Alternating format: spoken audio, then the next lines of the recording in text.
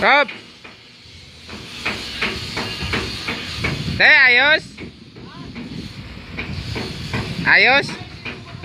Ngaman?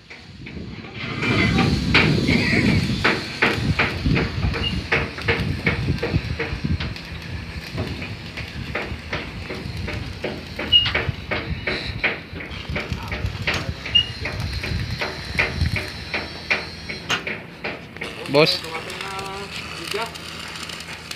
anong masasabi mo sa buhay nyo dito? Nagtitiis ako para sa mga anak ko. Ha?